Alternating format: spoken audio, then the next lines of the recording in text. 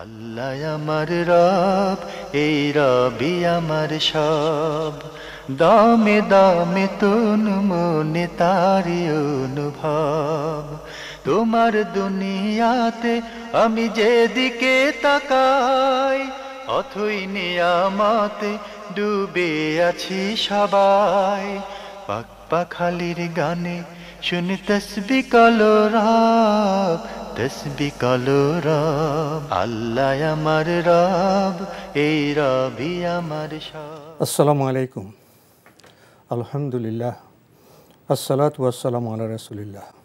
প্রিয় দর্শক, আপনারা যারা দেশে আছেন প্রবাসে, সবাইকে জানাই অনেক অনেক প্রীতি ও শুভেচ্ছা। শুরু হলো এনটিভি আয়োজিত এবং লাভ হলো নিবেদিত জুমাবারের লাইভ অনুষ্ঠান আপনার জিজ্ঞাসা। আপনাদের সাথে আছি আমি জয়নুল আবেদিন আজাদ, আর আপনাদের মনে জাগা প্রশ্নের জিজ্ঞাসার সরাসরি জবাব দিচ্ছেন বিশিষ্ট আলেম ডক্টর মোহাম্মদ সাইফুল্লাহ। আসসালামু আলাইকুম ওয়া রাহমাতুল্লাহি ওয়া বারাকাতুহু।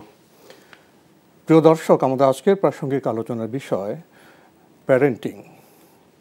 চলুন তাহলে জিজ্ঞাসার আলোকিত ভুবনে আমরা প্রশ্ন নিচ্ছি। আসসালামু আলাইকুম। প্রিয় দর্শক, আপনার পরিচয় দিয়ে প্রশ্ন করুন। ওয়ালাইকুম আসসালাম। আমার দুইটা প্রশ্ন। প্রথম প্রশ্ন হচ্ছে যে আমি মাঝে মাঝে অনেকটাই অসুস্থ হয়ে পড়ি, তখন নামাজ পড়া একটু অনেক কষ্ট হয়ে যায়, শারীরিক এত দুর্বল হয়ে যায়, মাথা ঘোরায়, হিমোগ্লোবিন কমে যায় অনেকটা। তো আমি সেক্ষেত্রে অনেক অসুস্থ হই, শুধু জোহরে বিশেষ করে সুন্নত, আগের সুন্নত নামাজটা বাদ দিয়ে শুধু ফরজ কিংবা সব মধ্যে ফরজ নামাজটা পড়লে কি আমার কোনো গুনাহ হবে কিনা, যদি এতটা অসুস্থ হই। আর ব্যস্ততার কারণে অনেক সময় হয়তো বা দুইটা পয়েন্টই বলবেন। আর আরেকটা প্রশ্ন হচ্ছে, আমাকে যদি কেউ ব্ল্যাক ম্যাজিক করে, এটা ইসলাম শরিয়ার ভিত্তিতে জানার উপায়টা কোরআন হাদিসের শরিয়া অনুযায়ী। ধন্যবাদ আপনাকে। আপনার প্রথম প্রশ্ন, আপনি অনেক সময় অসুস্থ হয়ে পড়েন, নামাজ পড়তে কষ্ট হয়, বিশেষ করে জোহরের কথা আপনি উল্লেখ করেছেন। তখন কি সুন্নত বাদ দিয়ে শুধু ফরজ পড়লে গুনাহ হবে? আর কোনো ব্যস্ততার কারণে যদি কখনো সুন্নত বাদ দিয়ে শুধু ফরজ পড়েন, তাহলে কি গুনাহ হবে? ধন্যবাদ, খুবই গুরুত্বপূর্ণ প্রশ্ন করেছেন। না, ফরজই হচ্ছে মূলত বাধ্যতামূলক বিষয়। ফরজ যদি কেউ আদায় করে থাকেন, তিনি সুন্নতের জন্য গুনাহগার হবেন না। সেটা আপনি যদি প্রয়োজনেও কোনো কারণে ছেড়ে দিতে পারেন, অসুস্থতার কারণেও ছেড়ে দিতে পারেন, এমনও ছেড়ে দিতে পারবেন, কিন্তু ফজিলত থেকে বঞ্চিত হবেন। সুন্নাত যদি কেউ পালন করে থাকেন, তাহলে তিনি ফজিলত পাবেন, সওয়াব পাবেন। সুন্নতের অনেক বিশাল ফজিলত আছে, কিন্তু সুন্নাত যদি কেউ ছেড়ে দেয়, তাহলে তিনি গুনাহগার হবেন না। সুন্নতগুলো মূলত নফল বা অতিরিক্ত নামাজ। ফরজটাই হচ্ছে মূলত বান্দার কাছে আল্লাহর পক্ষ থেকে দাবি এবং হক। যদি কেউ নিয়মিত ফরজ আদায় করে থাকে, তাহলে তিনি মৌলিক তার উপর অর্পিত যে দায়িত্ব রয়েছে, সে দায়িত্ব তিনি পালন করেছেন। কিন্তু সুন্নাহগুলো অতিরিক্ত। অবশ্যই সুন্নার মাধ্যমে অনেক ফজিলত পাওয়া যায়, তার মধ্যে সবচেয়ে বড় গ্রেট ফজিলত হচ্ছে আল্লাহ রাব্বুল আলামিনের ভালোবাসা অর্জন করা যায়। জি, আরেকটি প্রশ্ন করেছেন ব্ল্যাক ম্যাজিক প্রসঙ্গে। এটা বাস্তবতা জানতে চাই এবং পবিত্র কোরআন সুন্নাহর আলোকেও জানতে চান। ব্ল্যাক কি জানতে চাচ্ছেন? প্রশ্নটা কি? ব্ল্যাক ম্যাজিক বিষয়টির ব্ল্যাক ম্যাজিক, যেটাকে জাদু বলা হয়, তাকে খুব পরিচিত একটি বিষয়। ব্ল্যাক ম্যাজিক এটা এক্সিস্টিং একটা বিষয়, এর বাস্তবতা আছে, কোরআন এবং সুন্নাতে এটি স্বীকৃত। সুতরাং আপনি কোন বিষয় জানতে চাচ্ছেন সেটা স্পষ্ট হয়নি।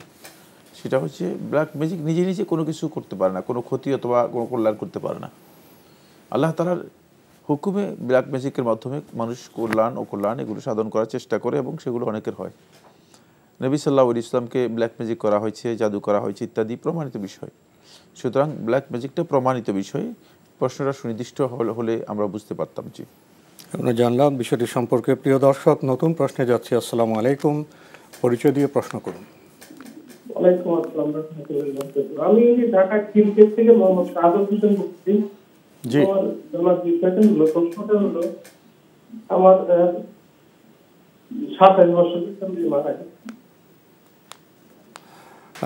কি 27 বছর হলো আপনার স্ত্রী মারা গেছেন? না না না না, আমার মেয়ে মারা গেছে। ওর বয়স ছিল 27। তো ও একটা বাচ্চা রেখে গেছে 15 দিন বয়সী। আর আমরা আপনাকে ঠিক বুঝতে পারছি না ভাইয়া, আপনি টেলিভিশনে ভলিউমটা কমিয়ে আপনার প্রশ্নটি ধীরে করবেন, রিপিট করবেন। জি জি জি জি অবশ্যই অবশ্যই ধীরে রিপিট করুন। জি, আমি ঢাকা খিলক্ষেত থেকে শাহাদাত হোসেন বলছি। জি, সাদর হোসেন বলছেন। জি জি জি, আমার জানার বিষয়টা হলো আমি নামাজের রুকু এবং সেজদাতে জি আমার বাবা মা এবং আমার মেয়ের জন্য দোয়া করতে পারবো কিনা। আমার বাবা মা এবং মেয়ে মারা গেছে, আমার মেয়ের বয়স ছিল 27, সেটা বলছি। জি জি তো 15 দিনের একটা বাচ্চা রেখে গেছে আর কি। জি। আর কোনো প্রশ্ন আছে? জি না, ধন্যবাদ আপনাকে। খুব ছোট্ট সহজ প্রশ্ন জানতে চেয়েছেন, রুকু সেজদায় আপনি আপনার বাবা বা আপনার সন্তানের জন্য দোয়া করতে পারবেন কি না? ধন্যবাদ আপনাকে। না, রুকুতে ওই ধরনের কোনো দোয়া নেই। রুকু তো দোয়ার জায়গা নয়। আম্মা রুকু ফাআযিমু ফীহি রাব্ব, আল্লাহ রাব্বুল আলামিনের বড়ত্ব, শ্রেষ্ঠত্ব, মহত্ব, আল্লাহ তাআলার বিশালত্ব তুলে ধরা হচ্ছে রুকুর কাজ। রুকুতে আপনি আল্লাহ রাব্বুল আলামিনের আজমতের বিষয়টি তুলে ধরবেন। সুবহান রাব্বিল আযীম, সুবহান রাব্বিল আযীম। তারপরে সেখানে আরও অনেকগুলো দোয়া রাসূলুল্লাহ শিক্ষা দিয়েছেন, সুবহুন কুদ্দুস রব্বুল মালাইকাতু ওয়ার রূহ ইত্যাদি ইত্যাদি। সিজদাতে দোয়া করতে পারবেন, সিজদাতে আপনি দোয়া করতে পারবেন। সিজদাতে যে দোয়াগুলো রাসূলুল্লাহ শিক্ষা দিয়েছেন সেগুলো করাই উত্তম। কিন্তু যদি কেউ মনে করেন যে তিনি অন্য দোয়া করবেন, তিনি দোয়া করতে পারবেন, সিজদাতে আপনি দোয়া করতে পারবেন। আমরা জানলাম বিষয়টি সম্পর্কে। প্রিয় দর্শক, নতুন প্রশ্নে যাচ্ছি। আসসালামু আলাইকুম, পরিচয় দিয়ে প্রশ্ন করুন। লাইনে আছেন? প্রিয় দর্শক, ওয়ালাইকুম আসসালাম, আপনার পরিচয় দিয়ে প্রশ্ন করুন।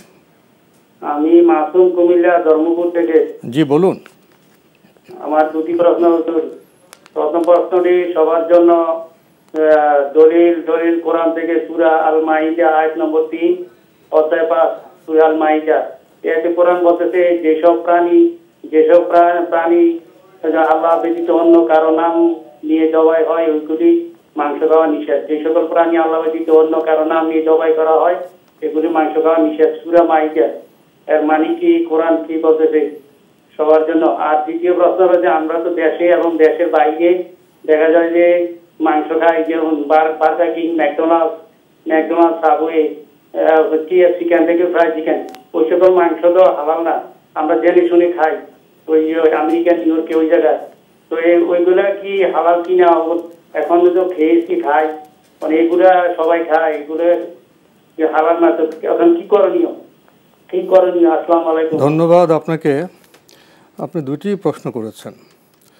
প্রথম প্রশ্ন, আপনি সূরা মাইদার 3 নম্বর আয়াতে যে কথা বলেছেন, এখানে কি কোনো অস্পষ্টতা আছে? আমার জানা নেই অস্পষ্টতা কী রয়েছে। ওমা উহিল্লা লিগাইরিল্লাহি বিহি, আর জবে করা হয়েছে গায়রুল্লাহর নামে, আল্লাহ নামে যেটা জবে করা হয়নি, গায়রুল্লাহর উদ্দেশ্যে যেটা জবে করা হয়েছে সেটা হারাম। সুতরাং যে প্রাণী জবে করা হবে গায়রুল্লাহর জন্য অথবা গায়রুল্লাহর উদ্দেশ্যে অথবা আল্লাহর নাম বাদ দিয়ে গায়রুল্লাহর নামে জবে করা হবে, এইসব প্রকারের প্রাণী হারাম, সেটা যেটাই হোক না কেন। খুবই স্পষ্ট বিষয়। আপনি আরেকটি প্রশ্ন করেছেন, নিজেই একটি ভূমিকা দিয়েছেন যে ম্যাকডোনাল্ডস, KFC ইত্যাদি এগুলো মাংস কি হারাম মনে আপনি ধারণা করেছেন। আবার জানতে চেয়েছেন এগুলি খাওয়া কি হালাল না হারাম। যে সমস্ত কোম্পানি আপনি উদাহরণ দিয়েছেন সেই কোম্পানির বিভিন্ন ধরনের প্রোডাক্ট রয়েছে। KFC, ম্যাকডোনাল্ডস সহ আর অন্যান্য যে কোম্পানির উদাহরণ দিয়েছেন সেগুলো মুসলিম দেশও আছে, অমুসলিম দেশও আছে। হারাম হওয়ার জন্য শর্ত হচ্ছে সেগুলো যদি আল্লাহর নাম উল্লেখ না করে জবে করা হয়ে থাকে অথবা গায়রুল্লাহর নামে জবে করা হয়ে থাকে তাহলে হারাম হবে।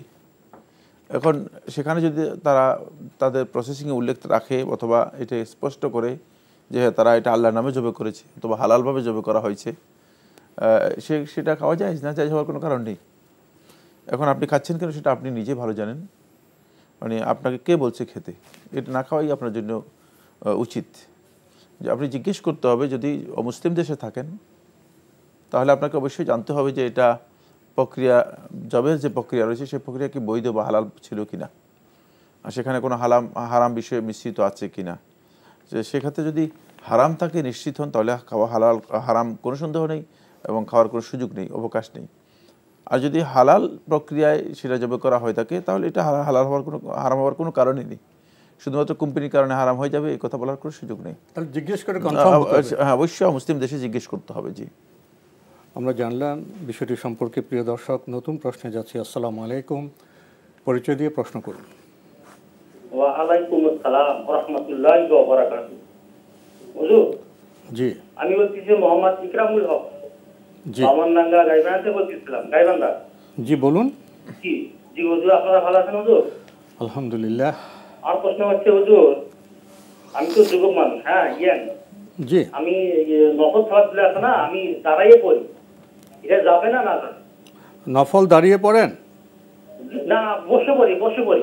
নফল বসে পড়েন? সব কম হয়, আমাদের হুজুর এখানে বলেছে। আচ্ছা ঠিক আছে, ঠিক আছে। আর কোনো প্রশ্ন আছে? আচ্ছা জি জি, আপনি ইয়াং মানুষ, তো ইয়াংয়ের মতো প্রশ্ন করবেন। আপনি বলেছেন আপনি ইয়াং, আবার নফল নামাজ বসে পড়েন, আবার হুজুর বলেছেন যে সব কম হবে, এটা আপনার প্রশ্ন। হ্যাঁ, প্রশ্নের মধ্যে আমার নজরুলের একটি বক্তব্য মনে পড়ছে যে অনেক যুবককে দেখেছি তাদের মানে যৌবনের কুর্দি নিচে বার্ধক্যের কঙ্কাল। মানে যৌবনের বার্ধক্য হয়ে যান। হ্যাঁ, অনেকটা এমনটাই প্রশ্নকর্তা এমনটাই মানে বোঝানোর চেষ্টা করেছেন, নিজেকে ধারণা করেছেন ইয়াং, আসলে তিনি নফল নামাজ দাঁড়িয়ে দাঁড়িয়ে পড়েন। অবশ্যই নফল নামাজ সে দাঁড়িয়ে দাঁড়িয়ে পড়লে অর্ধেক সওয়াব হবে। বসে বসে পড়েন, বসে বসে পড়েন। যদি বসে পড়ে থাকেন নফল সালাত, তাহলে আপনি অর্ধেক সওয়াব পাবেন, কোনো সন্দেহ নেই। এই ব্যাপারে রাসূলুল্লাহ সাল্লাল্লাহু আলাইহি ওয়াসাল্লামের সুস্পষ্ট সহিহ হাদিস রয়েছে। জি, আর দাঁড়িয়ে পড়লে পুরো সওয়াব? দাঁড়িয়ে পড়তে হবে। দাঁড়িয়ে পড়লে ভাইয়া ইয়াং, আপনি কেন বসে পড়বেন? আমরা জানলাম বিষয়টি সম্পর্কে। নতুন প্রশ্নে যাচ্ছি। আসসালামু আলাইকুম, প্রিয় দর্শক, আপনার পরিচয় দিয়ে প্রশ্ন করুন। জি, আসসালামু আলাইকুম ওয়া রাহমাতুল্লাহি ওয়া বারাকাতুহু। ওয়ালাইকুম আসসালাম। আমি ইরফান বলছিলাম চট্টগ্রাম থেকে। জি বলুন।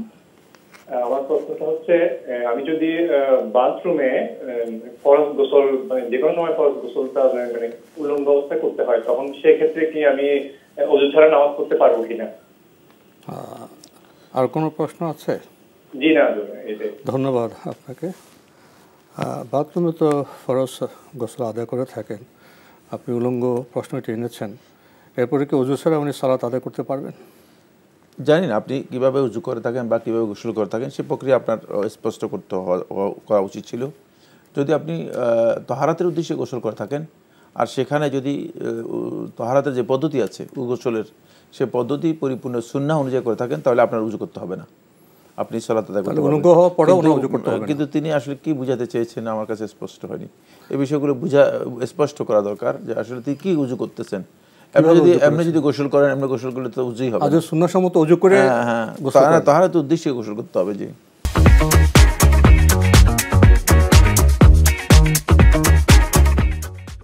সে পদ্ধতি অনুযায়ী করলে জি জি আর আপনার ওযু করতে হবে না। জি, পদ্ধতিটা এখানে খুবই গুরুত্বপূর্ণ। প্রিয় দর্শক, নতুন প্রশ্নে যাচ্ছে। আসসালামু আলাইকুম, পরিচয় দিয়ে প্রশ্ন করুন। লাইনে আছেন? জি লাইনে আছে। আসসালামু আলাইকুম ভাইয়া। ওয়ালাইকুম আসসালাম। জি, আমি ঢাকা বাজার থেকে খুশিদা বেগম বলছিলাম। জি বলুন। জি ভাইয়া, আমরা যে জুমাবার সূরা কাফ পড়ি ডেইলি 10 আয়াত পড়ি কাফের, কি আমাদের কি ফজিলত পাওয়া যাবে? 10 আয়াত করে কদিনে পড়েন? জি 10 আয়াত কদিন পড়ি, জুমাবারে সব সূরা কাফ সবগুলো পড়ি। জি। জি, এই যে আরেকটা প্রশ্ন, আমরা যে সকালে একটু দেরি হয়ে যায় অনেক সময়, নইলে তো তাহাজ্জুদ করি, ওটা যদি 15টায় জামাত হয়, আমি কি ওই সময় নামাজটা পড়তে পারবো? আবার প্রশ্নটা রিপিট করুন তো একটু। জি, ওই যে সকালের নামাজ। কিসের নামাজ? সকালের নামাজ। সকালে আপনি কি ফজর নামাজের কথা বলতেছেন? জি জি, ফজরের নামাজের কথা বলতেছি। এই যে ধরেন তাহাজ্জুদ করে আগে উঠতে অনেক সময় দেরি হয়ে যায়, এই যে তখন আমার পাশে মসজিদ আছে, জামাত আরম্ভ হয়, তখন কি আমি নামাজটা পড়তে পারবো? ফজর নামাজ, তাহাজ্জুদ? জি জি। ধন্যবাদ আপনাকে। আপনি দুটি প্রশ্ন করেছেন, খুব স্পষ্ট করতে পারেননি। উনি জুমার দিনে সূরা কাহফ পড়ে থাকেন, আবার বলেছেন 10 আয়াত করে। সূরা কাহফ যদি জুমার দিনে আপনি নিয়মিত পড়ে থাকেন, তাহলে রাসূলুল্লাহ সাল্লাল্লাহু আলাইহি ওয়াসাল্লাম হাদিসের মধ্যে বলেছেন, আল্লাহু লাহু বিহি মা বাইনা আল উসবুআইনি, মানে 2 সপ্তাহের মাঝখানে এক জুমা থেকে আরেক জুমা পর্যন্ত বাইনা জুমাতাইন আল্লাহ সুবহানাহু ওয়া তাআলা তাকে আলোকবর্তিকা দিয়ে আলোক উজ্জ্বল করে দেবেন। এটা অত্যন্ত গুরুত্বপূর্ণ ফজিলত। আর সূরা কাহফের প্রথম 10 আয়াত যদি কেউ নিয়মিত পড়েন তাহলে তিনি দাজ্জালের ফিতনা থেকে তিনি নিজেকে মুক্ত করতে পারবেন, দাজ্জালের ফিতনা থেকে তিনি নিজেকে রক্ষা করতে পারবেন। দুটাই অত্যন্ত ফজিলতপূর্ণ কাজ, দুটাই করতে পারেন। আরেকটি প্রশ্ন করেছেন, উনি তাহাজ্জুদ পড়ে থাকেন, তো একদিন লক্ষ্য করেছেন যে পাশের মসজিদে ফজরের আজান হয়ে গেছে, জামাত শুরু হচ্ছে, তখন উনি কি তাহাজ্জুদ পড়তে পারবেন? না, তাহাজ্জুদের প্রশ্ন মনে করেন না। প্রশ্ন যেটা করতে চেয়েছেন সেটা হচ্ছে জামাত শুরু হয়ে গেলে তিনি কি ফজরের সালাত আদায় করতে পারবেন কিনা? হ্যাঁ, পারবেন। ফজরের সালাত আপনি করতে পারবেন। জামাত শুরু হওয়া শর্ত নয়, ওয়াক্ত হওয়াই হচ্ছে শর্ত। জি, তাহলে তাহাজ্জুদ উনি আগে পড়ে নেবেন। তাহাজ্জুদ তো ফজরের সময় তাহাজ্জুদ নাই।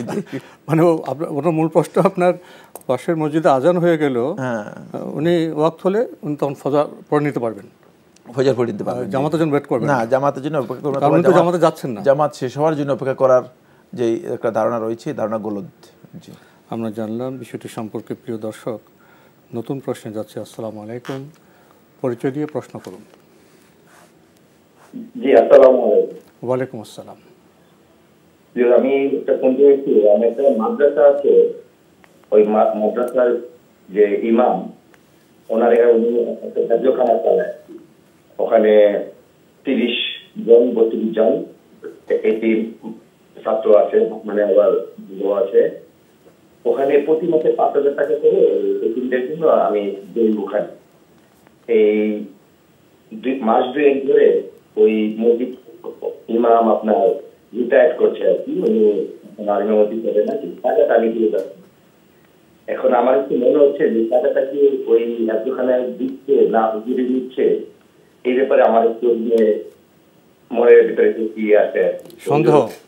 জি হুজুর, টাকাটা হয়তো এখানে যাচ্ছে না, তা এটা কি আমার জিজ্ঞেস করাটা কি হবে না আমি দিয়ে যাব? আমার যে উদ্দেশ্যে আমি দিচ্ছি, আমার কি উদ্দেশ্যটা কি আল্লাহ কবুল করবে কিনা? আপনাকে আর কোনো প্রশ্ন আছে? না না না, ধন্যবাদ আপনাকে। আপনি বলছেন আপনাদের ওখানে একটা মাদ্রাসা আছে, সেখানে ইমাম সাহেব আছেন, হাফজখানা আছে, সেখানে 30 জন এতিম বা ছাত্র আছে, আপনি প্রতি মাসে সেখানে 5,000 টাকা করে দেন। এখন সে ইমাম সাহেব রিটায়ার করতে চলে গেছেন, তো এখন যারা আছেন ব্যবস্থাপনা আছেন, আপনার একটু সন্দেহ হচ্ছে যে টাকাগুলো কি ঠিকমতো ব্যবহার হচ্ছে কি না। তো এখন কি উনি টাকা দেবেন, দিলে কি ওনার যে উদ্দেশ্যে দিয়েছেন সেটা কি সফল হবে? প্রথম কথা হচ্ছে, আপনি যে দান করেছেন আল্লাহ সন্তুষ্টির জন্য, সেটা যার মাধ্যমে দিয়েছেন তিনি যদি না পৌঁছানো, আপনার দান হয়ে গেছে, দান হয়ে গিয়েছে। বাকি আপনি খবর নিতে পারতেন আপনি যে আসলে যাকে দিয়েছেন তিনি দানটা পৌঁছাচ্ছেন কিনা, যে এখানে দেওয়ার কথা সেখানে দিচ্ছেন কিনা, সেটা নিশ্চিত হওয়াটা আপনার দায়িত্ব ছিল। দান করার ক্ষেত্রে এটা খুবই গুরুত্বপূর্ণ বিষয়। আর সন্দেহ করার বিষয়টি খুবই নিষিদ্ধ একটা বিষয়, ইসলামে অবৈধ বিষয়। সন্দেহ করার কোনো সুযোগ নেই। তবে আপনি জেনে নিতে পারেন যে আসলে তিনি ঠিকমতো দিচ্ছেন কি না। এক্ষেত্রে আমি মনে করে থাকি যে এভাবে কোনো ব্যক্তিকে না দিয়ে যারা অভাবী, যাদের প্রয়োজন রয়েছে তাদেরকে সরাসরি দান করা, এটাই হচ্ছে ইসলামের বিধান। জি, আমরা জানলাম বিষয়টি সম্পর্কে। প্রিয় দর্শক, নতুন প্রশ্নে যাচ্ছি। আসসালামু আলাইকুম। প্রিয় দর্শক, আপনার পরিচয় দিয়ে প্রশ্ন করুন। যে আমি প্রথম প্রশ্ন করতাম, আমার প্রশ্নটা ছিল এরকম যে আমাকে যদি কেউ ব্ল্যাক ম্যাজিক করে তাহলে আমি মানে অনুযায়ী কিভাবে জানবো, জানার পদ্ধতিটা মানে কিভাবে জানবো যে সঠিক কার কাছে গেলে আমি জানতে পারবো যাতে শিরকে বর্তায় না যায় যে আমাকে কেউ ব্ল্যাক ম্যাজিক করেছে কিনা, মাধ্যমটা। এটা প্রশ্নের সঙ্গে আর একটা প্রশ্ন করেছি যে আমি যদি হয়তো বাথরুমে আছি, তখন আজান শুরু হয়ে গেল, কয়েকটা লাইন বলা হয়ে গেল, দ্রুত বের হয়ে আমি পরের লাইন গুলোর সঙ্গে শুরু করবো কিনা, আজানের জবাব দেওয়া শুরু করবো কিনা, এটি প্রশ্ন করবো। ধন্যবাদ আপনাকে। কেউ ব্ল্যাক ম্যাজিক করেছেন কিনা আপনি কিভাবে জানবেন, এর পদ্ধতি কি? এটা যারা এই বিষয়গুলো রুকিয়া করে থাকেন, ঝাড়ফুঁক করে থাকেন, তাদের কাছ থেকে জেনে নিতে হবে। তারা এই বিষয়গুলো চর্চা করেন এবং ভালোভাবে জ্ঞান রাখেন। আমরা এই বিষয়গুলো সম্পর্কে এখানে প্রশ্নোত্তর দেই না। আছি আরেকটি প্রশ্ন করেছেন, উনি বাথরুমে ছিলেন, আজান শুরু হয়ে গেছে, বাথরুম থেকে বের হওয়ার পরে যে কয়েকটি বাক্য শুনবেন, উনি কি সেটার জবাব দেবেন? হ্যাঁ, আপনি বাথরুমে থাকলে আজানের জবাব দেবেন না, কারণ বাথরুমে থাকা অবস্থা আপনার আজানের জবাব দেওয়া আপনার জন্য সুন্নাহসম্মত নয়। আপনি বাথরুম থেকে বের হওয়ার পরে আপনার জন্য আজানের জবাব দেওয়াটা সুন্নাহ। সুতরাং আপনি বাথরুম থেকে বের হওয়ার পরে আপনি আজানের জবাব দেবেন। সেক্ষেত্রে বাথরুম থেকে তাড়াতাড়ি করে বের হয়ে যেতে হবে এটাও সত্য নয়। আপনি বাথরুমে স্বাভাবিকভাবে প্রয়োজন সেরে তারপরে আপনি বাথরুম থেকে বের হবেন। বের হয়ে যেখান থেকে আজান পেয়েছেন সেখান থেকে আজানের জবাব দিবেন এবং আজানের দোয়া যেগুলো আছে, আজানের পরবর্তী দোয়া, সেগুলো পড়বেন। জি, আমরা জানলাম বিষয়টি সম্পর্কে। প্রিয় দর্শক, নতুন প্রশ্নে যাচ্ছি। আসসালামু আলাইকুম, পরিচয় দিয়ে প্রশ্ন করুন। হ্যালো, আসসালামু আলাইকুম। ওয়ালাইকুম আসসালাম। হুজুর, আমি ধরমপাড়া সুনামগঞ্জ থেকে ইনুদ বলছিলাম। আমার দুইটা প্রশ্ন। প্রথম প্রশ্নটা হলো যে এখন যে তাবলিগ জামাত হয়, এই সিস্টেমে কি সাহাবী কেরাম তাবলিগানদের সময় এই ধরনের এই তাবলিগ জামাত হতো? হ্যাঁ। আর 2 নম্বর প্রশ্ন হলো হুজুর, কিছু আলেম নামদারি কুলাঙ্গা 7 জন লোককে ঘুমন্ত অবস্থা হত্যা করলো, তাদের ব্যাপারে আল্লাহ রাব্বুল আলামিনের ফয়সালা কি? হত্যা করলো, তাই না? ধন্যবাদ আপনাকে। আপনি বলছেন যে এখন যে তাবলিগে জামাতের কার্যক্রম চলছে, সাহাবাদের সময়, তাবেদের সময়, সে সময় কি এভাবে হতো? ধন্যবাদ এই ভাইকে। তাবলিগ হতো, দ্বীনের দাওয়াতের কাজ, কোনো সন্দেহ, এটা অত্যন্ত গুরুত্বপূর্ণ কাজ। ইসলামে তো দাওয়াতের এবং তাবলিগের বিধান অপরিহার্য একটি বিধান। তাবলিগ রাসূলুল্লাহ সাল্লাল্লাহু আলাইহি ওয়াসাল্লাম করেছেন, সাহাবায়ে কেরাম করেছেন, তাবিরা করেছেন। কিন্তু আপনি বলেছেন যে তাবলিগ জামাতে যে পদ্ধতি বা সিস্টেম বর্তমানে যেটা চলছে, বর্তমানে প্রচলিত যে সিস্টেম আছে, এই সিস্টেমে সাহাবায়ে কেরাম, রাসূলুল্লাহ সাল্লাল্লাহু আলাইহি ওয়াসাল্লাম অথবা তাবিঈন অথবা এর পরবর্তী সময় কেউ করেছেন কিনা? না, এই সিস্টেমে রাসূলুল্লাহ সাল্লাল্লাহু আলাইহি ওয়াসাল্লাম কখনো করেন নাই, সাহাবায়ে কেরামও করেন নাই, তাবিঈনরাও করেন নাই, তবে তাবিঈনরা করেন নাই। এই সিস্টেম পুরাটাই পরবর্তী যুগের আবিষ্কার। এটি আবিষ্কার করেছেন মাওলানা ইলিয়াস রাহিমাহুল্লাহ তাআলা। তিনি আবিষ্কার করেছেন, তার আবিষ্কৃত একটা দিন বা একটা সিস্টেম। যে সিস্টেমটাকে তিনি নিজের পক্ষ থেকে আবিষ্কার করেছেন এবং সেখানে তিনি নিজের কিছু চিন্তাধারা, গবেষণা, দৃষ্টিভঙ্গি এবং এজেন্ডা সেখানে যুক্ত করেছেন। এটা রাসূলুল্লাহ সাল্লাল্লাহু আলাইহি ওয়াসাল্লাম সুন্নাহ থেকে এই পদ্ধতি গ্রহণ করা হয়নি, এই পদ্ধতি সুন্নাহ থেকে গ্রহণ করা হয়নি। একটি বিষয় যুক্ত করেছেন, এই যে যারা ওনার ভাষায় যে সমস্ত আলেমরা ঘুমন্ত মুসল্লিদের হত্যা করলেন, তাদের ব্যাপারে ফয়সালা কি হবে? কোনো সন্দেহ নেই। হত্যাকারী যে, সে তো অনেক বড় অপরাধী। ইচ্ছাকৃতভাবে কোনো ব্যক্তিকে হত্যা করা কুফরি। সে বাবুল মুসলিম ফুসুকুন ওকে তাহলে কুফরুন। মুসলমানকে গালিগালাজ করা, এটা হচ্ছে ফাসিকি কাজ। আর মুসলমানের সাথে লড়াই করা, যুদ্ধ করা, হত্যা করা, এগুলো হচ্ছে কুফরি কাজ। সুতরাং ইচ্ছাকৃতভাবে যে ব্যক্তি একজন মুসলিম ব্যক্তিকে হত্যা করে, সে ভয়ঙ্কর অপরাধী। রাসূলুল্লাহ সাল্লাল্লাহু আলাইহি ওয়াসাল্লাম তাকে জাহান্নামী হিসেবে আখ্যায়িত করেছেন। আর কিন্তু এখানে যে ঘটনা ঘটেছে, সেই ঘটনা হচ্ছে ভিন্ন জিনিস। সেটা হলো এখানে দুই পক্ষ সংঘাত করে একদল আরেক দলকে হত্যা করার জন্য উদ্ধত হয়ে এই ধরনের হত্যাকাণ্ডে লিপ্ত হয়েছে, যেটা ইসলামী শরীয়তে সম্পূর্ণ হারাম। যারা এই হত্যায় নিহত হয়েছে তারাও রাসূলুল্লাহ সাল্লাল্লাহু আলাইহি ওয়াসাল্লামের হাদিস অনুযায়ী জাহান্নামী, আর যারা হত্যা করতে গিয়েছে তারাও জাহান্নামী। কারণ দুই দলই একদল আরেকদলকে হত্যা করার জন্য উদ্ধত হয়ে গিয়েছে নিয়তের কারণে। হ্যাঁ, নিয়তের কারণে। জি, আমাদের আজকের প্রাসঙ্গিক আলোচনার বিষয় প্যারেন্টিং। এটি ইংরেজি শব্দ। প্যারেন্টিং নিয়ে বর্তমান সময়ে সমাজে, বিদ্যালয়ে অনেক আলাপ আলোচনা হচ্ছে। প্যারেন্টিং বলতে সাধারণত আমরা সন্তানকে লালন পালন, পরিগঠন, এই বিষয়গুলো বুঝে থাকি। কিন্তু এখানে দৃষ্টিভঙ্গি এবং পদ্ধতি কী হবে, এখানে সমস্যা।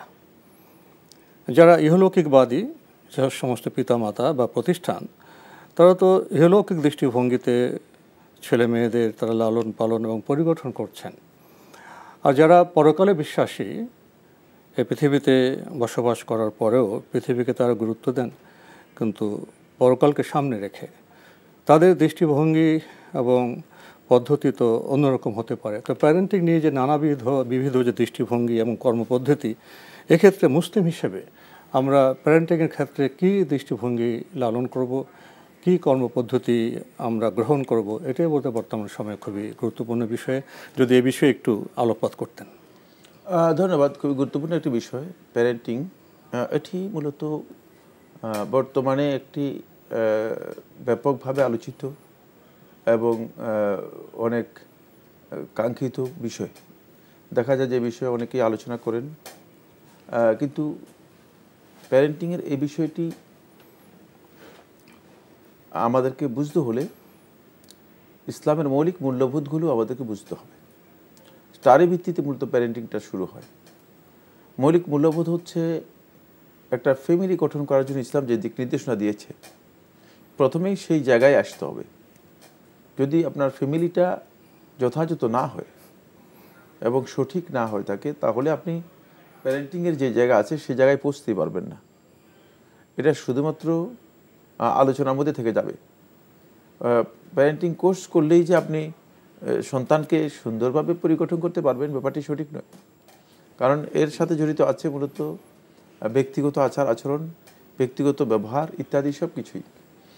এখন আমি ইসলামী দৃষ্টিকোণ থেকে যে বিষয়গুলো বলবো সেটা একটা বিষয়। প্যারেন্টিংয়ের ধারণা জাগতিক দৃষ্টিকোণ থেকে অথবা ইহলৌকিক দৃষ্টিকোণ থেকে একটা ভিন্ন ধারণা মানুষের কাছে পোষণ করে।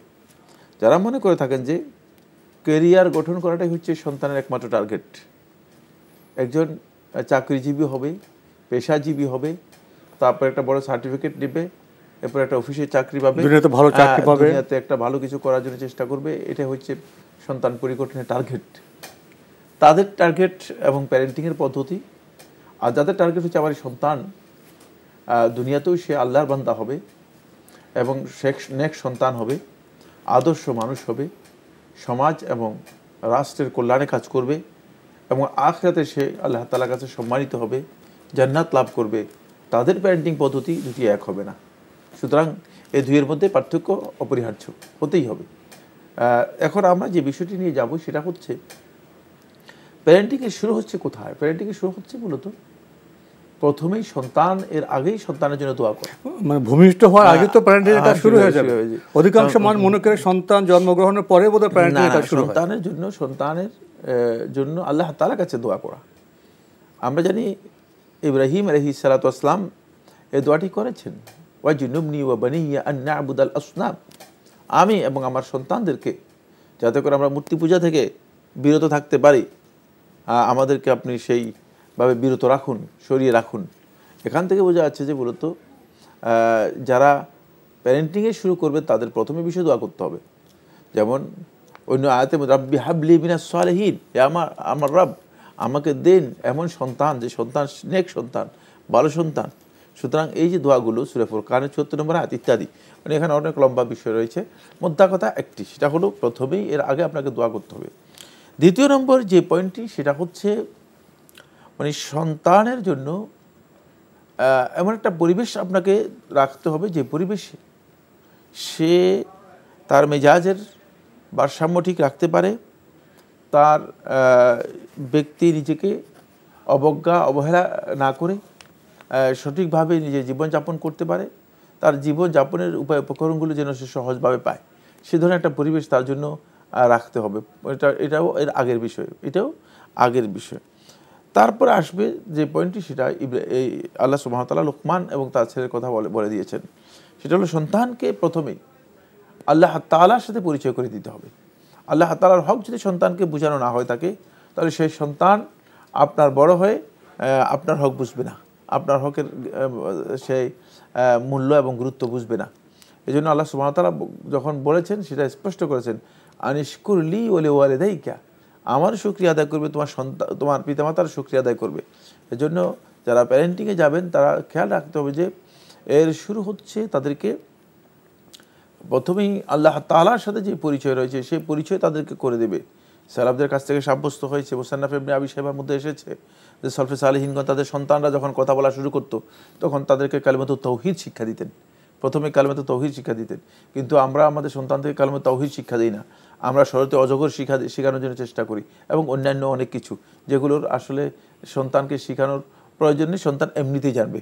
অজগর সম্পর্কে সন্তানকে শেখানোর কিছুই নেই, কিন্তু যে জিনিসটি শেখানো দরকার ছিল সেটা হচ্ছে আল্লাহ তাআলার পরিচয় সন্তানকে করে দেওয়ার পরিচয় দরকার ছিল, সেটা আমরা সন্তানকে করে দিতে পারিনি। এই জায়গায় আমাদের সবচেয়ে মানে প্যারেন্টিংয়ের মূল একটা মানে গলদ রয়েছে। তারপরে যে পয়েন্টটি অত্যন্ত গুরুত্বপূর্ণ সেটা হচ্ছে ইব্রাহিম আলাইহিস সালাতু ওয়াস সালাম এবং লোকমানের বক্তব্যগুলো আল্লাহ তাআলা কোরআনে কারীমের মধ্যে উল্লেখ করেছেন।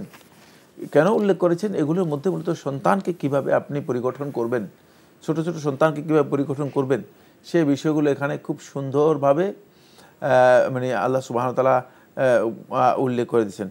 সন্তানকে আল্লাহর আনুগত্য সম্পর্কে সন্তানকে সুস্পষ্ট ধারণা দিতে হবে। আল্লাহ তাআলার অবাধ্যতা থেকে যাতে সে নিজেকে বিরত রাখতে পারে, এই বিষয়টি সন্তানকে আপনাকে ধারণা দিতে হবে। তারপর যে পয়েন্টটি গুরুত্বপূর্ণ সেটা হচ্ছে মানে সন্তানের প্রতি যেই সিস্টেমটা প্যারেন্টিংয়ের জন্য যে পদ্ধতি অনুসরণ করবেন, সেই পদ্ধতি হচ্ছে এটাকে বলা হয় থাকে উসলুবুল ইহতিরাম, মানে সম্মানের পদ্ধতিটা অনুসরণ করতে হবে। অবজ্ঞা, তাচ্ছিল্য, অবহেলার মাধ্যমে কোনো সন্তান বড় হলে সেই সন্তান এটাই শিখে, এটাই করে এবং এই জায়গাতেই যায়। আমরা আপাতত শেষ করে ইনশাআল্লাহ আবার আপনার কাছে আসার চেষ্টা করব এই গুরুত্বপূর্ণ বিষয়ে জানার জন্য। প্রিয় দর্শক, লাইনে থাকলে আপনার পরিচয় দিয়ে প্রশ্ন করুন। আসসালামু আলাইকুম। আসসালামু আলাইকুম হুজুর, আমি ঢাকা থেকে বলছিলাম। জি বলুন। জি হুজুর, আমি তো ওই পাঁচ ওয়াক্ত নামাজ পড়ি। জি। কিন্তু আমার ওই পরিবারে তো ঠিক মতো নামাজ পড়ে না। স্ত্রী পড়ে না? জি জি জি। এখন আমার একটা মাইয়া আছে, মাইয়াটাও ঠিক মতো পড়ে না, তো এটা আমি কি করতে পারি? ধন্যবাদ। আর কোনো প্রশ্ন আছে? না হুজুর, এটাই। আপনাদের বিয়ের বয়স কত? 12 বছর। 12 বছর, এক যুগ তো হয়ে গেল। এক যুগ পরে প্রশ্ন করছেন। বিয়ের সময় কি একটু খবর টবর নিয়েছিলেন যে স্ত্রী নামাজ পড়ে কিনা, ধার্মিক কিনা, খবর টবর নিয়েছিলেন? যাক, আমরা আপনার প্রশ্নে যাই। প্রশ্ন তো পেয়েছেন? হ্যাঁ, প্রশ্ন পেয়েছি। আপনি যথাসম্ভব চেষ্টা করুন সলাতের জন্য তাকে সহযোগিতা করতে এবং উপদেশ দিতে। সলাতের জ্ঞান দিন এবং সলাতের গুরুত্ব সম্পর্কে বোঝানোর জন্য চেষ্টা করুন। সলাত ত্যাগকারীর যেই ভয়াবহ পরিণতি রয়েছে সেই বিষয়গুলো তুলে ধরুন, তাহলে হয়তো আস্তে আস্তে আসবে। তবে তাকে ভালোভাবে বোঝানোর জন্য চেষ্টা করুন। প্রথমে বোঝানোর জন্য চেষ্টা করুন। প্রয়োজনে আপনার বক্তব্য যদি তার কাছে পছন্দ না হয়, এমন ব্যক্তির মাধ্যমে বোঝানোর চেষ্টা করুন যিনি তার বক্তব্য তার কাছে গ্রহণযোগ্য হতে পারে অথবা তিনি গুরুত্ব দেন, যাকে তিনি সমীহ করেন, যাকে তিনি সম্মান করে থাকেন, এমন ব্যক্তির বক্তব্য দিয়ে তাকে বোঝানোর জন্য চেষ্টা করুন। তবে মানে খেয়াল রাখবেন যে সলাতের জ্ঞান যদি না হয় থাকে তাহলে সলাত পড়বে কোত্থেকে? সলাতের জ্ঞান তো দিতে হবে। সলাতের জ্ঞান দেওয়ার জন্য চেষ্টা করুন, সলাতের গুরুত্ব বোঝানোর জন্য চেষ্টা করুন, সলাত ত্যাগকারীর হুকুম সম্পর্কে জানার চেষ্টা করুন এবং নিয়মিত আপনি সলাত যেন আদায় করে সেই মানে সুযোগটুকু মানে তাকে করে দেন এবং সেই ক্ষেত্রে প্রয়োজনে সলাত আদায়ের ক্ষেত্রে সহযোগিতা করুন। তাহলে তাহলে একটা অভ্যাস তৈরি হতে পারে। এটা এখানে এখন আপনি অপরাধী। এখন এছাড়া আপনাকে এখান থেকে বের হওয়ার আর কোনো পথ নেই। সেক্ষেত্রে সর্বোচ্চ চেষ্টা করুন আল্লাহ তাআলা যেন তাকে সালাতের জন্য কবুল করেন এবং তার জন্য দোয়াও করুন। জি। মেয়ের ক্ষেত্রে তো একই পদ্ধতি। জি জি, আমরা জানলাম বিষয়টি সম্পর্কে। প্রিয় দর্শক, নতুন প্রশ্নে যাচ্ছি। আসসালামু আলাইকুম। প্রিয় দর্শক, আপনার পরিচয় দিয়ে প্রশ্ন করুন। লাইনে আছেন? প্রিয় দর্শক, লাইনে থাকলে আপনার পরিচয় দিয়ে প্রশ্ন করুন। আসসালামু আলাইকুম। ওয়ালাইকুম আসসালাম। বলছিলাম। কে বলছেন? হ্যাঁ, মুনসিরুল্লাহ। জি ভাইয়া, আপনার প্রশ্ন করুন। হ্যাঁ, প্রশ্ন হচ্ছে যে কর্ড অর্থাৎ এগ্রিমেন্ট, এটা কি ইসলামে জায়েজ আছে কিনা, ইসলামের আলোকে জানতে চাই। আর কিছু বলবেন? না, এটা আপনি দুইটি শব্দ ব্যবহার করেছেন, একটি কর্ড আর একটি এগ্রিমেন্ট। ধন্যবাদ আপনাকে। কি বলবেন? এগ্রিমেন্ট আর কর্ড এক জিনিস নয়। এগ্রিমেন্ট হলো চুক্তি, আর কর্ড একটি বিশেষ পদ্ধতি। কর্ড হলো একটা বিশেষ সিস্টেম। কর্ড যেটা, এটা ইসলামে হারাম, আর এগ্রিমেন্টও ইসলামে বৈধ হয়েছে। এগ্রিমেন্টও চুক্তিকে বলা হয় থাকে। জি, আমরা জানলাম বিষয়টি সম্পর্কে। প্রিয় দর্শক, নতুন প্রশ্নে যাচ্ছি। আসসালামু আলাইকুম। পরিচয় দিয়ে প্রশ্ন করুন। লাইনে আছেন? ওয়ালাইকুম আসসালাম। আপনার পরিচয় দিয়ে প্রশ্ন করুন। কে বলছেন, কোত্থেকে বলছেন? জি, আমি বলছি কি যে ওই যে ফেসবুকে হুজুরের কাছে প্রশ্ন হলো, ফেসবুকে ইনকাম করা কি হারাম নাকি? যে ফেসবুকে অনেক সময় রান্নার ভিডিও দেয়, মানুষের ছবি দিব না, ভিডিওতে তো যদি রান্না করার ভিডিও দেয় ওটা কি হালাল নাকি না হারাম? আর একটা প্রশ্ন, জি বলুন। এটা হলো একটা মেয়ে ওর বাবা মাকে না জানে আর বিয়ে করছে, তো ওর শ্বশুর বাড়ির সবাই জানে, মানে ওরা রাজি, ছেলের পক্ষরা রাজি ছিল। তো মা বাবা পরে মাইনে নিছে, পরে একটা বাচ্চা হয়েছে। এখন ওদের কি কোনো বৈধতা আছে নাকি, বৈধ নাকি, মানে কি করতে হবে নাকি? জি জি বিয়ে টিয়ে করাতে, মানে এটা একটু জানতে চাইছিলাম। জি ধন্যবাদ আপনাকে, আপনি খুবই গুরুত্বপূর্ণ দুটি প্রশ্ন করেছেন। উনি বলছেন যে ফেসবুক ব্যবহার করে কিভাবে ইনকাম করবেন সেটাও বলেছেন। রান্নাবান্নার ভিডিও এই মাধ্যমে ইনকাম কি ঠিক আছে? না, এই ইনকাম ঠিক নেই, ফেসবুকের এই ইনকাম ঠিক নেই। জি, ফেসবুকে এই ধরনের ইনকাম করার জন্য চেষ্টা করা বা ইনকামে যাওয়া এটা বৈধ নয়।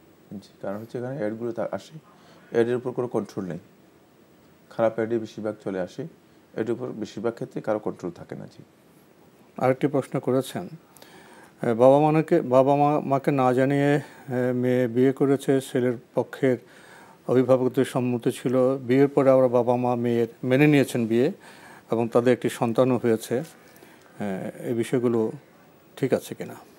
এতে বিয়ে হয়ে গেছে, তবে উত্তম ছিল যেটা, সেটা হলো বাবা মা মেনে না নিয়ে বাবা আবার আক্ত করালে ভালো হতো, কারণ আক্তটা সঠিক ছিল না, শরিয়া অনুযায়ী আক্ত সঠিক ছিল না। কিন্তু যেহেতু পিতামাতা অনুমতি দিয়েছে, তাহলে বিয়ে তাদের বৈধ হয়ে গিয়েছে। আমরা জানলাম বিষয়টি সম্পর্কে। প্রিয় দর্শক, নতুন প্রশ্নে যাচ্ছে। আসসালামু আলাইকুম, পরিচয় দিয়ে প্রশ্ন করুন। ওয়ালাইকুম আসসালাম, আমি মোহাম্মদ নুর আলম পাটোয়ারি রোকন। তো আমি আমার দুটো প্রশ্ন ছিল। প্রথম প্রশ্ন হচ্ছে যে আমি একটা আমল শিখেছিলাম আমার বাবার কাছে। তো আমলটা আমি কারো কাছ থেকে পাইনি, কোনো হাদিসে পাইনি, কোনো ওয়াজে পাইনি। আমলটা হচ্ছে যে একটা সময় আমাদের খুব অভাব চলতেছিল, সেই সময় আমার বাবা শিখিয়ে দিয়েছিল যে ভাত খাওয়ার সময় প্রতি লোকমাতে সুবহানাল্লাহ মনে মনে উচ্চারণ করতে এবং ঢোক গিলার সময় আলহামদুলিল্লাহ বলতে। তো এভাবে প্রতিবার লোকমা নিয়ে খেতে বলছে। তো দেন আমি এই আমলটা সবসময় করে এটা মনের মধ্যে গেঁথে গেছে। তো এইটা আসলে কতটুকু জায়েজ আছে বা সওয়াব আছে কিনা, বা এটার জন্য পাপ হবে নাকি, এটা আমার জানার ইচ্ছা। আর 2 নম্বর প্রশ্ন হচ্ছে, যখন পিতার অবর্তমানে ছেলে বাড়ির প্রধান থাকে, তো ছেলেকে যদি কেউ অমান্য করে, অর্থাৎ তার মা আছে বড়, তার বোনরা বড় আছে, তার কোনো ভাই নেই, তো এখন সংসারের যে কিছু, পরিবারের যে কিছু নিয়ম আছে, কিছু বিধিবিধান আছে, এগুলো মেনে চলার জন্য ছেলে কি, মানে মা যদি মনে করেন যে ঠিকভাবে ঈমান আমল করতেছে না, নামাজ পড়তেছে না, সেক্ষেত্রে মাকে কি ছেলে মানে বেশি বল প্রয়োগ করতে পারে? এটা জানতে চাচ্ছি কিভাবে তার মাকে বা তার যে পরিবারে বড় আছে পিতার বর্তমানে, সে কিভাবে তাদেরকে মেইনটেইন করবে। জি ধন্যবাদ আপনাকে, খুবই গুরুত্বপূর্ণ দুটি প্রশ্ন আপনি করেছেন। আপনার পিতা থেকে আপনি একটা আমল শিখেছেন, তখন আপনাদের পরিবারে অভাব ছিল, আপনার পিতার আমলটি এরকম, ভাতে লোকমার সময় সুবহানাল্লাহ, গিলার সময় আলহামদুলিল্লাহ, এই আমলটি ওনারা করছেন, এটা কি ঠিক আছে? তা এতে কোনো না, ধন্যবাদ। এই আমলটি সহিহ হাদিস দ্বারা সাব্যস্ত হয়নি। খাবার শুরুর সময় বিসমিল্লাহ বলতে হয়, আবার খাবার শেষে আলহামদুলিল্লাহ বলতে হয়, এটা সঠিক। শুরুতে বিসমিল্লাহ, খাবার শেষে আলহামদুলিল্লাহ, এটা সঠিক। সুতরাং প্রত্যেকটা লোকমাতে সুবহানাল্লাহ, আবার শেষে গিলার সময় আলহামদুলিল্লাহ, এটি সহিহ কোনো আমল নয়। হয়তো তাকে কেউ বলেছেন অথবা তিনি কারো কাছ থেকে শুনেছেন, সেভাবে করেছেন, কিন্তু এটা সুন্নাহ দ্বারা প্রমাণিত কোনো আমল নয়। তো ওনাকে নিজে নিজে এটা করতে পারবেন না? কেন, কি কারণে করবেন? সুন্নাহ দ্বারা সুন্নাহসম্মত নয়, তো এটা করবেন না। হ্যাঁ, সুন্নাহ দ্বারা প্রমাণিত আমল নয় মানে করবে না। হ্যাঁ, বিসমিল্লাহ বলে শুরু করবেন, খাওয়া শেষে আলহামদুলিল্লাহ। কি জন্য করবে, মানে করাটা কারণ কি? জি, সুন্নাহ তো বলেন না। আমরা বিষয়টি সম্পর্কে জানলাম স্পষ্টভাবেই। আরেকটি প্রশ্ন আপনি করেছেন, পিতার অবর্তমানে ছেলে এখন পরিবারের অভিভাবক, পরিবারের কিছু নিয়ম কানুন পদ্ধতি ইত্যাদি আছে আপনি বলছেন, তো সেক্ষেত্রে মাও যদি সে পরিবারের নিয়ম কানুন বা আদর্শ না মানে, এমনকি সালাতও নিয়মিত না পড়েন, তাহলে মাকেও কি অভিভাবক হিসেবে তিনি শাসন করতে পারবেন, কি বল প্রয়োগ করতে পারবেন? না, ছেলে অভিভাবক হতে পারে, সেটা হচ্ছে পরিবারের পরিচালনার ক্ষেত্রে তিনি অভিভাবকত্ব নেবেন, কিন্তু মাকে বল প্রয়োগ করবেন অথবা মার সাথে খারাপ ব্যবহার করবেন, মার উপর জবরদস্তি করবেন, এটা তার জন্য হারাম। মাকে জোর করার কিছু নেই, মাকে শুধুমাত্র অনুরোধ করতে পারবে, বলতে পারেন, মাকে বলতে পারেন, বুঝাতে পারেন, অনুরোধ করতে পারেন। যদি তিনি করবেন, না করলে তাকে কিছু বলার নেই। তার দায়িত্ব। সেক্ষেত্রে মায়ের উপর বল প্রয়োগ করা, মাকে গালিগালাজ করা, শাস্তি দেওয়া, শাসন করা কোনোটাই সন্তানের জন্য জায়েজ নেই। তাহলে সে অবাধ্য সন্তান এবং তিনি গুনাহগার হবেন, কবিরা গুনাহ, মানে হিতে বিপরীত হবে, তিনি বড় কবিরা গুনাহগার হবেন। কারণ হলো মানে শিরকের পরেই মানে এটা বড় কবিরা গুনাহগুলোর মধ্যে একটি। খুবই গুরুত্বপূর্ণ বিষয় আমরা অবগত হলাম। প্রিয় দর্শক, নতুন প্রশ্নে যাচ্ছি। আসসালামু আলাইকুম। প্রিয় দর্শক, আপনার পরিচয় দিয়ে প্রশ্ন করুন। হুজুর, আমি দোরাম পড়াশোনা থেকে ইনোজ বলছি হুজুর। আবার আমি একটু আগে কথা বলছি, আবার লাইন নিচ্ছি হুজুর, এই জন্য দুঃখিত হুজুর। যে আমার দুইটা প্রশ্ন। প্রথম প্রশ্নটা হলো যে এই স্ত্রীর মহারানা পরিশোধ করা না পর্যন্ত স্ত্রীর হালাল হয় না, এই কথাটা কি সহিহ হাদিস দ্বারা সমর্থিত? আর 2 নম্বর প্রশ্ন হলো হুজুর, আমার স্ত্রী নামাজ পড়েন কিন্তু উনি জোহরেরটা আসরের আগে আগে পড়েন, আসরেরটা পড়েন মাগরিবের আগে আগে।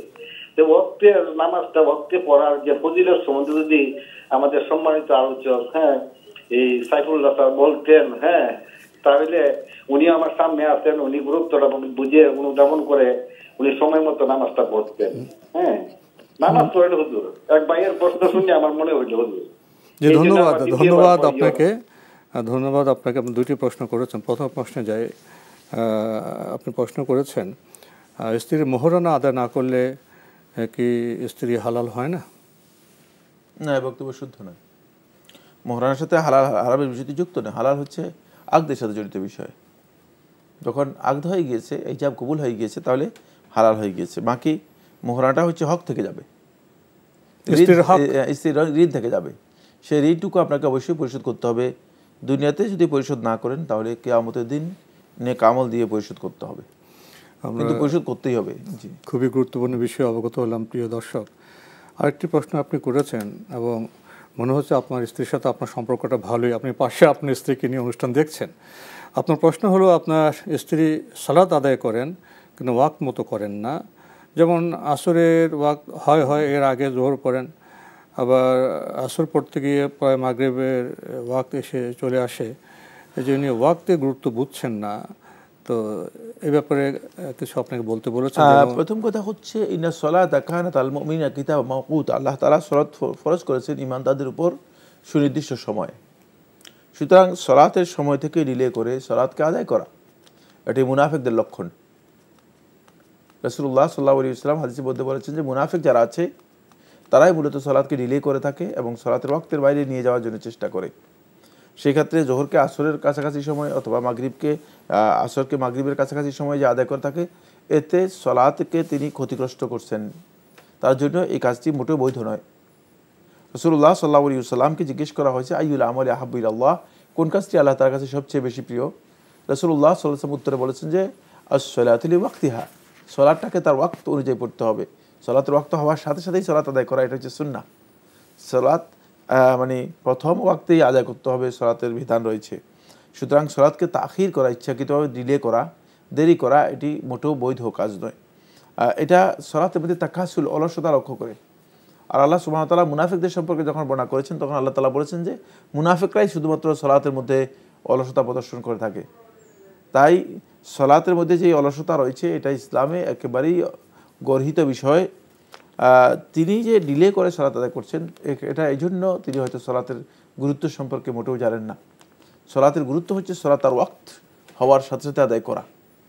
তাই যদি কেউ সালাত আদায় করে থাকেন তাকে খেয়াল রাখতে হবে যে আমি যে সালাত আদায় করতেছি কেন, এটা তো আল্লাহর কাছে সন্তুষ্টির জন্য, আল্লাহ তাআলার কাছে গ্রহণযোগ্য হওয়ার জন্য। তো আল্লাহর সন্তুষ্টি অর্জন করার জন্য, আল্লাহ তাআলার কাছে গ্রহণযোগ্য হওয়ার জন্য যদি আমি সালাত আদায় করে থাকি তাহলে সেই সালাতটা আমার এমন হবে কেন, সেটা আমার মন করা হবে কেন? সালাতের শর্ত মানতে হবে, সালাতের যে নিয়ম রয়েছে সেই নিয়ম অনুযায়ী আমাকে আদায় করতে হবে। সুতরাং সালাতকে এইভাবে যে আদায় করা হচ্ছে, এই আদায় হতে পারে যে তিনি সালাতের ওয়াক্তের বাইরে আদায় করতেছেন ইচ্ছাকৃতভাবে। যদি ইচ্ছাকৃতভাবে সালাতের বাইরে আদায় করে, ওয়াক্তের বাইরে আদায় করে থাকেন তাহলে সালাতই হবে না। এবং এই পদ্ধতিতে সালাত মূলত বেশিরভাগ লোকেরই সালাত নষ্ট হয়ে যায়, অনেকে এই বিষয়টি খেয়াল করেন না। এই জন্য আমরা বলবো যে এটা মূলত সালাতের মূল যে দাবি, সে দাবির পরিপন্থী। সালাতের দাবি হচ্ছে সালাত আপনি ওয়াক্ত মতো আদায় করবেন এবং প্রথম ওয়াক্তে আদায় করবেন। সেটা যদি ওজর থাকে ভিন্ন কথা, কিন্তু ওজর নেই, আপনি ডিলে করে সালাত আদায় করবেন, তাহলে এর মধ্যে আপনার সালাতের ব্যাপারে অলসতা রয়েছে, অবজ্ঞা রয়েছে এবং সলাতের এই আদায়টুকু মুনাফিকের সলাত হিসেবে রাসূলুল্লাহ সাল্লাল্লাহু আলাইহি ওয়াসাল্লাম হাদিসের মধ্যে বলেছেন।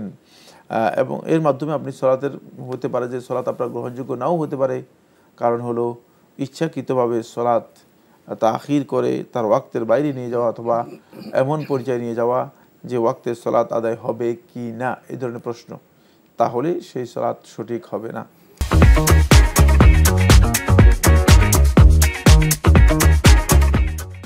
প্রশ্ন নিচ্ছে। আসসালামু আলাইকুম, আপনার পরিচয় দিয়ে প্রশ্ন করুন। আসসালামু আলাইকুম। ওয়ালাইকুম আসসালাম। আমি আমার নামটা বলতে চাচ্ছি না। আমি 25 বছর যাবৎ আমি আমার বউ বাচ্চা নিয়ে বিদেশে থাকি। তো আমার প্রশ্নটা হলো আত্মীয়তা সম্পর্কের উপরে।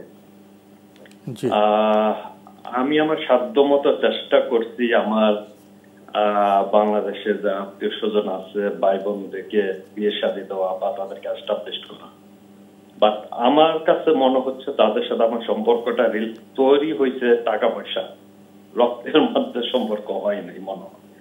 তো এখন যেহেতু আমি আমার বাচ্চা কাচ্চা বড় হয়েছে বিদেশে, তো এখন আমি টাকা পয়সা সেভাবে দিতে পারি না তাদেরকে, কারণ আমার সংসার বড় হয়েছে এখানে।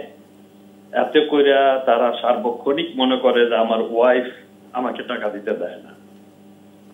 তো এমতো অবস্থায় আমি তাদের সাথে এখন একটু যোগাযোগ কমায় দিছি বা বন্ধ করে দিছি।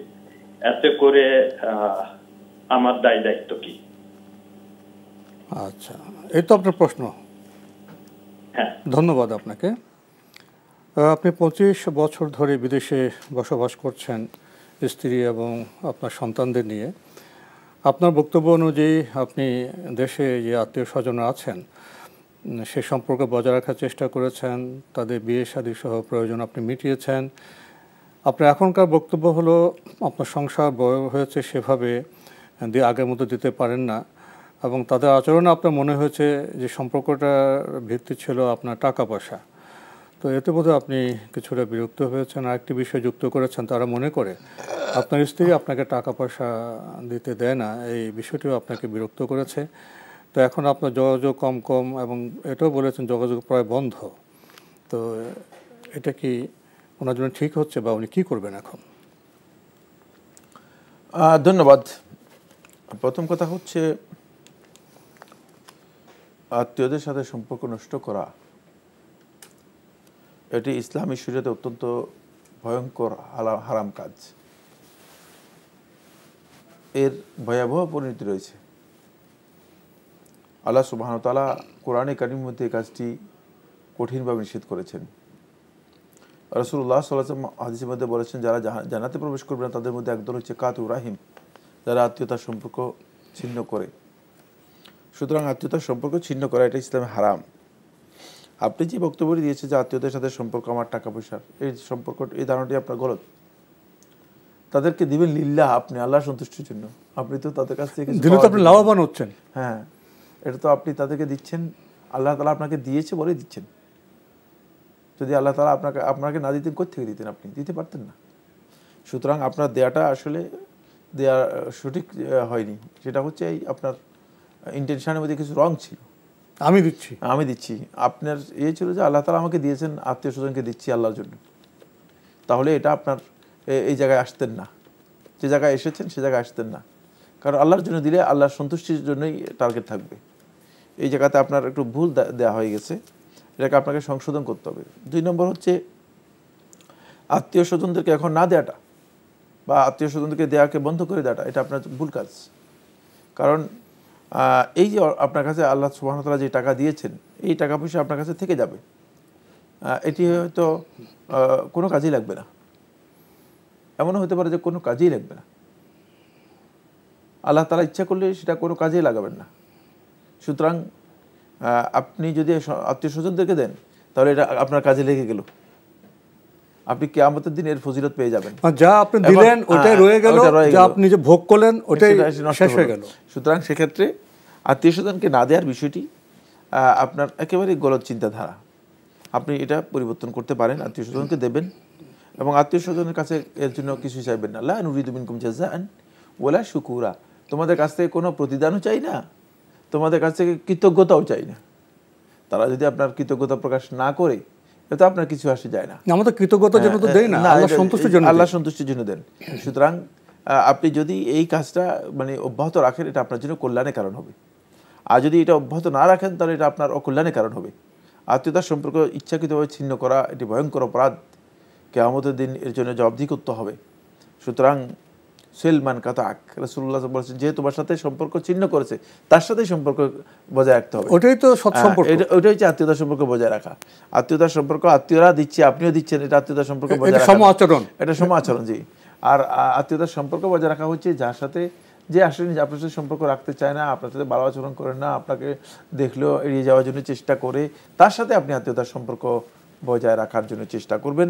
তাহলে আপনি আত্মীয়তার সম্পর্ক বজায় রাখার যে বিশাল মর্যাদা রয়েছে, সেই মর্যাদা লাভ করতে সক্ষম হবেন।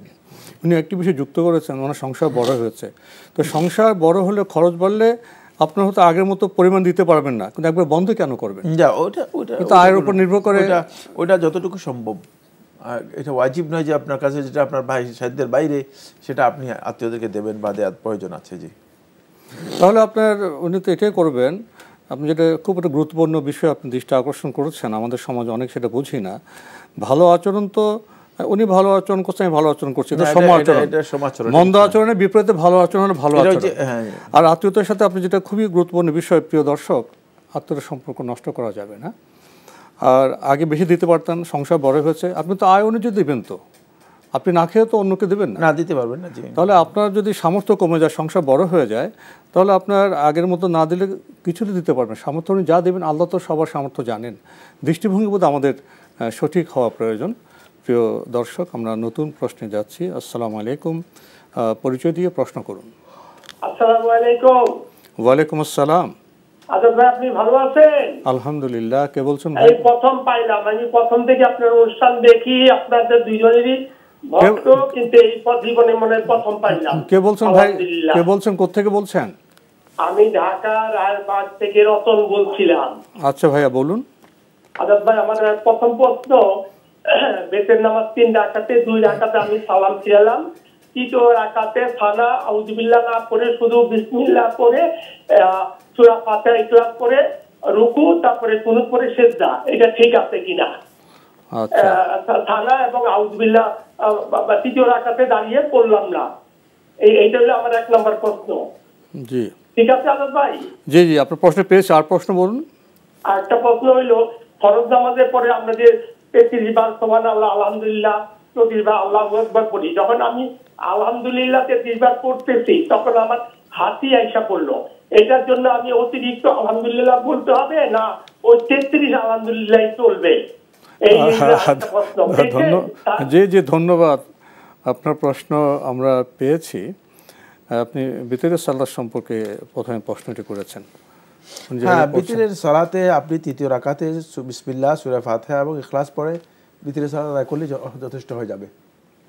বিতরের সালাতে 3য় রাকাত যেটা রয়েছে, এই 3য় রাকাতে যদি কেউ দোয়াউল ইস্তেফতাহ না পড়েন কোনো অসুবিধা নেই, দোয়াউল ইস্তেফতাহ না পড়লে কোনো অসুবিধা নেই। জি।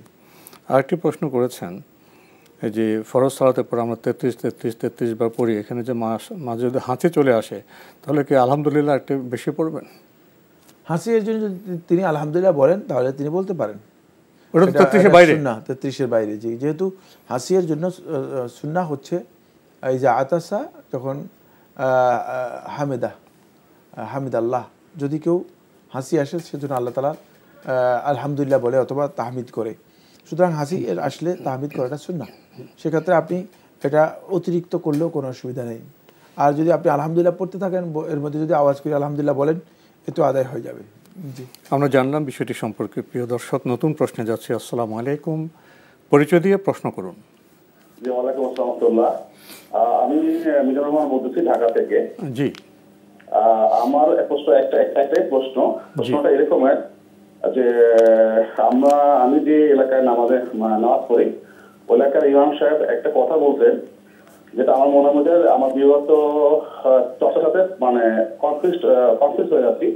উনি বলছেন যে আমাদের যে ফরজ নামাজের পরে যেসব ফরজ নামাজ ওয়াক্তের পরে সুন্নাত নামাজ থাকে, যেমন জোহরের পরে থাকে, মাগরিবের পরে থাকে, এসব পরে থাকে, এরপরে যে ফরজের পরে ওই যে জিকির আজকারগুলো আমরা করে থাকি আমরা তরিকা মোতাবেক ওইটা সংক্ষিপ্ত করে যতটুকু সংক্ষিপ্ত করে সুন্নাত নামাজ পড়ে তারপর বাকি জিকিরগুলো করবো। হ্যাঁ, কিন্তু আমি আমার জানার মতে যেটা ছিল আমি জানি যে হুসাইন সাল্লাম ফরজ নামাজের পরে উনি লম্বা জিকির আজকার করতেন। তো এখন কোনটা আমাদের জন্য করাটা মানে সহি হবে? জি জি, ধন্যবাদ আপনাকে। আপনাকে আর কোনো প্রশ্ন আছে? না, আমার এই একটাই প্রশ্ন। ধন্যবাদ। ইমামের যে প্রশ্নটি করেছেন সেটা হলো ফরজ নামাজের পরে যে আজকারগুলো আছে সে আজকারগুলো আদায় না করে অথবা সংক্ষিপ্ত করে সুন্নাত পড়ার কথা বলা হয়েছে না, শুদ্ধ নয়। সুন্নাত আজকারগুলোও সুন্নত, সুন্নত নামাজও সুন্নত। নবী সাল্লাল্লাহু আলাইহি ওয়াসাল্লাম সুন্নাতগুলো ঘরে গিয়ে পড়তেন, আর আজকারগুলো নবী সাল্লাল্লাহু আলাইহি ওয়াসাল্লাম মসজিদে বসতেন, মসজিদে বসে তারপরে করতেন। আর ফরজ সালাতের পরে যে আজকারগুলো রাসূলুল্লাহ সাল্লাল্লাহু আলাইহি ওয়াসাল্লাম শিক্ষা দিয়েছেন সেগুলো অত্যন্ত গুরুত্বপূর্ণ। ওই ইমাম সাহেব, আল্লাহ তাকে হেদায়েত দান করুন, তিনি এর ফজিলত সম্পর্কে কিচ্ছু জানেন না হয়তো। রাসূলুল্লাহ সাল্লাল্লাহু আলাইহি ওয়াসাল্লামের আমল যেখানে রয়েছে সেখানে এই ধৃষ্টতা পোষণ করার কোনো বৈধতাই নেই। রাসূলের উপর কথা বলার এই ধৃষ্টতা তাকে কে দিয়েছে? সুন্নাত নামাজ যেগুলো আছে সেগুলো আপনি ঘরে গিয়ে পড়তে পারেন, পরে পড়তে পারেন। সুন্নাত সালাতের সাথে এর কোনো সম্পর্ক নেই। আর দুটি সুন্নাহ, রাসূলুল্লাহ সাল্লাল্লাহু আলাইহি ওয়াসাল্লামের দুটি আমলই সুন্নাহ। সুতরাং একটাকে খাটো করে দেখার আর একটাকে গুরুত্ব দিয়ে দেখার এই যে মানে পদ্ধতি, এই পদ্ধতি কই থেকে আবিষ্কার করেছেন? তার এই বক্তব্য পরিপূর্ণরূপেই সুন্নাহ সম্মত নয়। বাকি ফরজ সালাতের পরে আজকারগুলো নিয়মিত করার জন্য চেষ্টা করুন। এগুলোর প্রত্যেকটির আলাদা ফজিলত রয়েছে, প্রত্যেকটির আলাদা আলাদা ফজিলত রয়েছে এবং অত্যন্ত গুরুত্বপূর্ণ সুন্নাহ। যতক্ষণ আপনি ওই অবস্থায় আজকারগুলো করবেন ততক্ষণ আপনি ফরজ সালাতে বসে থাকার বা ফরজ সালাতে যুক্ত থাকার যেই সওয়াব রয়েছে সেই সওয়াব পাবেন। কীভাবে একটা কথা বলে কোনো ব্যক্তি একেবারেই না জেনে? হতেই পারে না, প্রশ্নই আসে না। সুন্নাতগুলো এগুলো ফরজ সালাতের সাথে এর কোনো সম্পৃক্ততা নেই। ফরজ সালাতে পরে আদায় করবেন, সেটা আপনি ঘরেও আদায় করতে পারেন, সেটা আপনি পরবর্তীতে আদায় করতে পারবেন, সেটা আপনি ওই ওয়াক্তের মধ্যে আদায় করলেই আপনার যথেষ্ট হয়ে যাবে। তবে সুন্নাত যেগুলো আছে সেগুলো আদায় করাটা উত্তম, কোনো সন্দেহ নেই, সেগুলো ফজিলত আছে। কিন্তু এই ফরজ সালাতের পরে নিয়মিত যে আজকারগুলো আছে সেগুলো বাদ দিয়ে, সেই সুন্নাহকে বাদ দিয়ে এটা পড়তে হবে বা এটাকে বেশি গুরুত্ব দিতে হবে, সংক্ষেপ করতে হবে, এই ধরনের বক্তব্য নিজেদের তৈরি করা বক্তব্য, কোরআন এবং হাদিসের বক্তব্য নয়। ফরজ সালাতের উপর জিকির আজকারের যে গুরুত্ব আসলে সেটা আমরা না জানার কারণে বোধহয় এই বিভ্রান্তিতে আমরা রয়ে গেছি।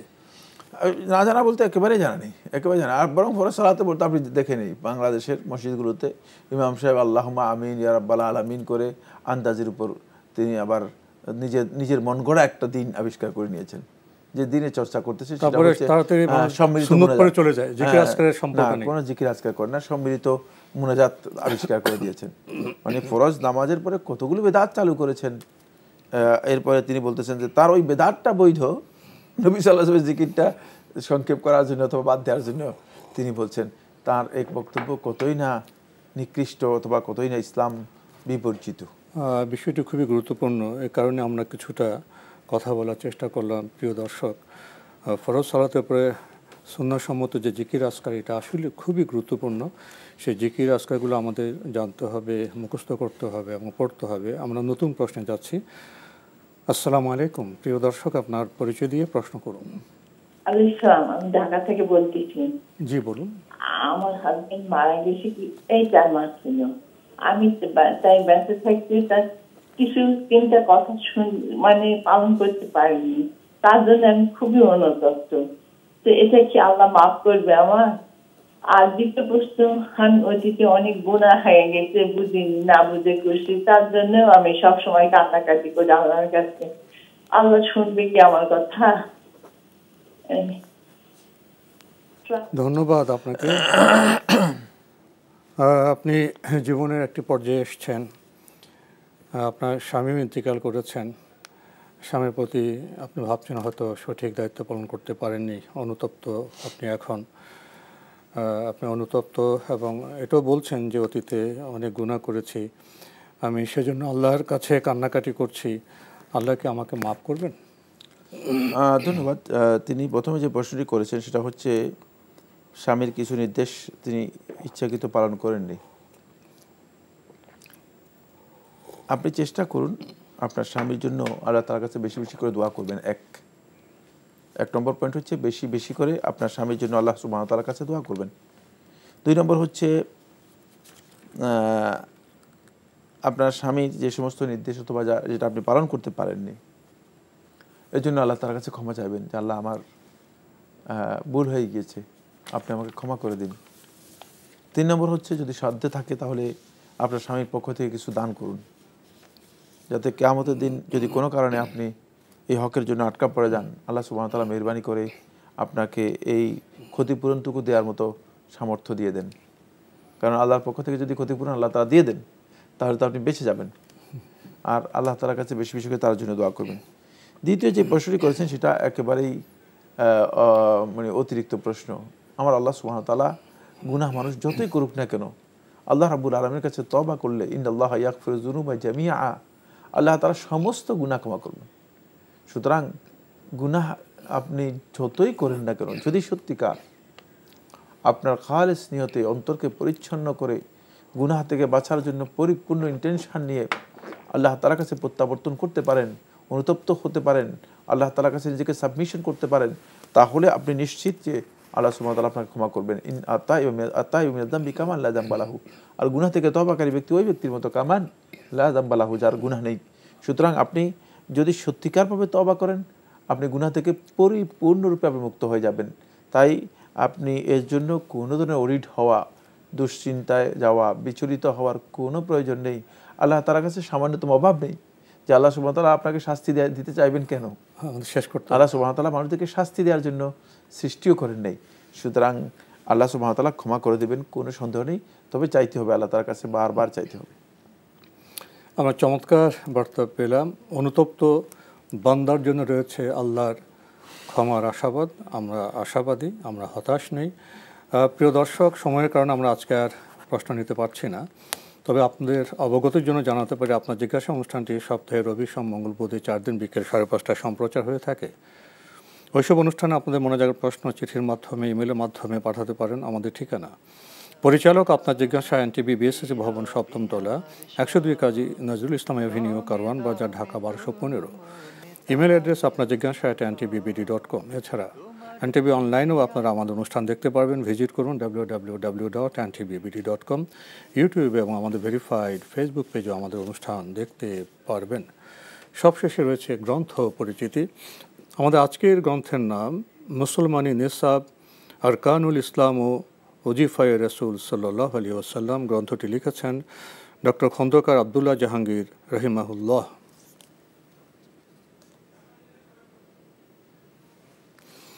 গুরুত্বপূর্ণ এই গ্রন্থটি প্রকাশ করেছে আস-সুন্নাহ পাবলিকেশনস। দীর্ঘ সূচি রয়েছে এই গ্রন্থের। আরকানুল ইসলাম, তাওহীদ, রিসালাত, সালাত আদের নিয়ম, সালাতের কার্যাবলীর প্রকারভেদ, ওয়াজিবুস সুন্নাত সালাত, জাকাত, ওয়াসিলা ও ইহসানের কিছু কর্ম, আর অনেক গুরুত্বপূর্ণ বিষয়। এই গ্রন্থটির মূল্য 180 টাকা। যারা এই গ্রন্থটি পেতে চান টেলিফোনে যোগাযোগ করতে পারেন। Telephone number 01788999968। আবারও বলছি 01788999968। আরকানুল ইসলাম ও ওজিফায়ে রাসূল সাল্লাল্লাহু আলাইহি ওয়াসাল্লাম, যদি সংক্ষেপে কিছু বলতেন।